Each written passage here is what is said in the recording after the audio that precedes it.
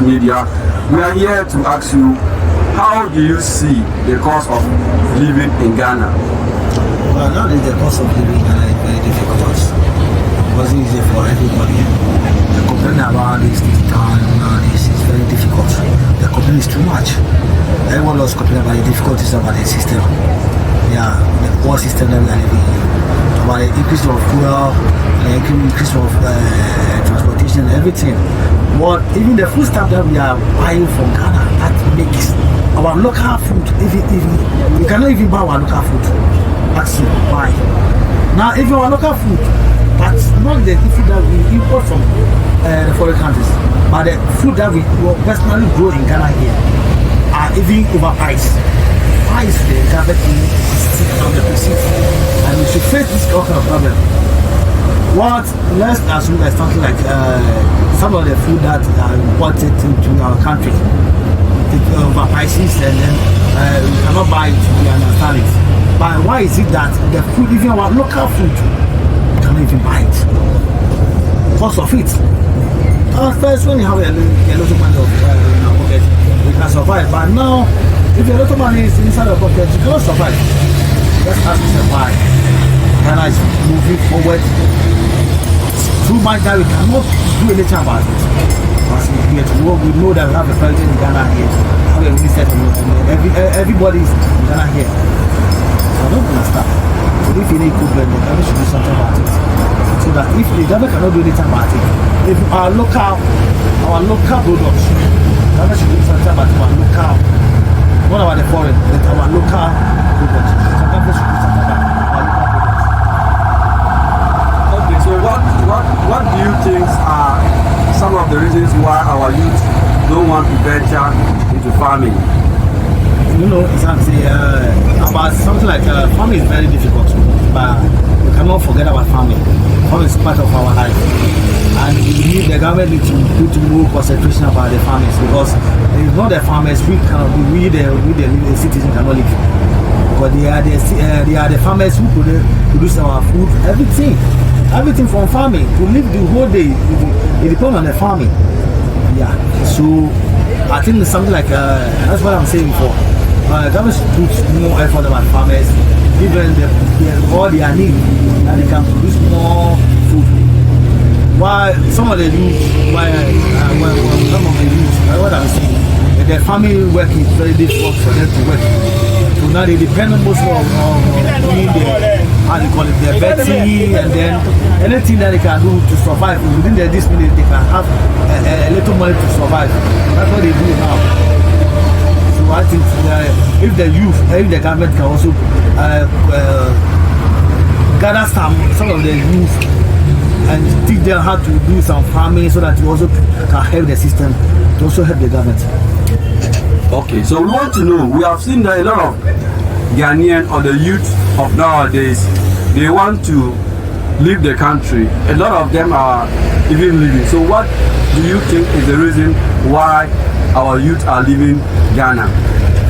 Well, most of it, you see, I would say, me personally, I would say, the system is very hard. And nowadays, how the system is going, everybody want to live a simple life. And if I'm living in a Ghanaian, as a true Ghanaian, I can work throughout the whole day. If I have 1 children, 2 children, 3 children, and I cannot even take care of them.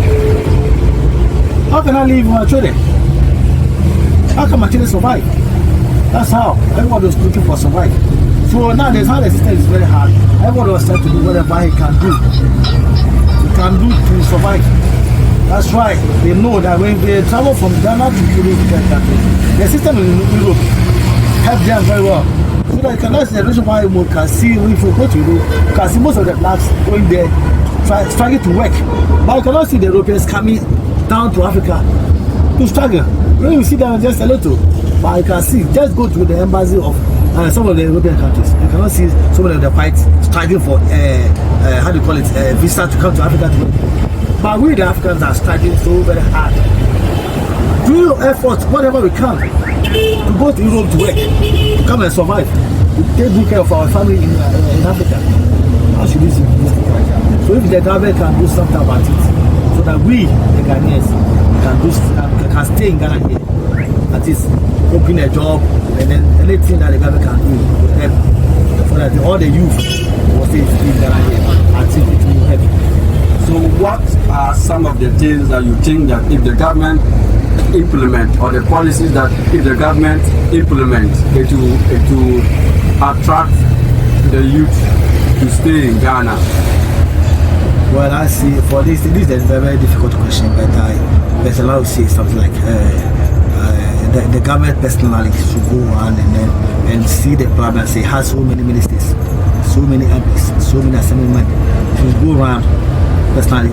I think the president mostly, and those people, those are the highest people who are the highest people to go around personally. They have people that can go around, have ministers, and then as well the youth.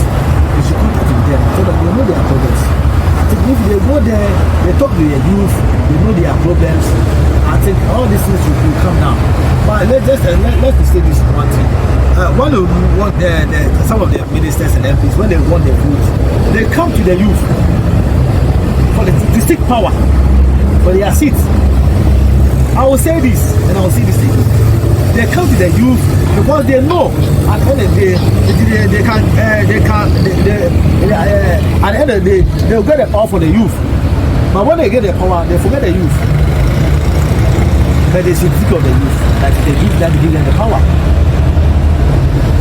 Yes, our authorities and leaders need to think about the youth, because when you need power, you come to the youth and the youth will give you the power that you need.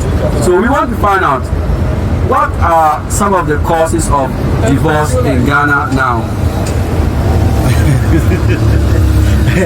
The causes of divorce in Ghana here, personally would say something like this about the difficulties, and then how things you can wake up in the morning and then come and work throughout the whole day. At the end of the day, they have nothing in their pocket. When they go home, at the end of the day, you are just thinking of your family. Your wife is there, and at the same time, nowadays the electricity has been increased and everything has been increased. Everything is moving forward. Have you seen it? So you wake up in the whole day, wake up in the morning, come to work the whole day, and at the same time going home with something small or empty-handed. They will not understand you, and then your wife too, personally, that's where the problem is coming from. Well, miss your wife will need something from you, and you wake up early in the morning, they come back very late, and a lot of problems. How do we understand you? Almost, they will never understand you. Okay. So we want to know, you have stayed in Accra for long and you have experience in Accra here. So yeah, we want to know we want to actually know from you, what advice do you have for a young man or a young lady who is in the north, who want to also come to Accra and start life? What advice or what experience do you have to share with that person? Well, personally, I know most of the Northerners, they are very hard workers, and some of the Northerners who come to Ghana, I know them more personally. I'm not the Northerner, but I've talked to them, and I know they have their struggling in Ghana here. I know. When they come to Accra, they struggle a lot, and they struggle as much as they can. Whatever they can, they get, and then at the end of the month, whatever they earn, they send to the north. It's something like a village. Everybody wants to come to Accra and survive, because most of the Jews who are staying in the village are finding difficulties. So what I would say is just the government should mostly contact the youth. So that in the villages, Accra is choked, Accra is congested. Too much. So what I would say that the president of Ghana, our president, our father, that's what we have, Papa Akufo-Addo. Papa Akufo-Addo. One of her, so and they do the SMW, they didn't want. I didn't think I ever moved, but we didn't call Piafone, our village. Those people who are living in the village, they are survivors, something that they can do to live in the village, so that they can produce their own raw materials, and then at the same time, you can produce more food. It will help you, your president, so that all your distance, your pressure will come down a little bit. So that's what I have. Finally, we want to find out from you, what advice do you have for a young man who is trying to get married? Let's say I came to you and tell you that I'm going to get married next month. What advice will you give me?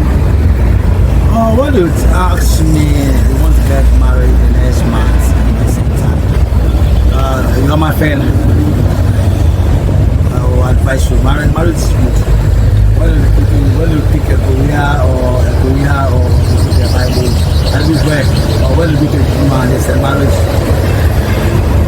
marriage, and men are looking for women, and the same time women are looking for men. That's the relationship. That's it. So, personally, it's very difficult to answer this question, man. I would say,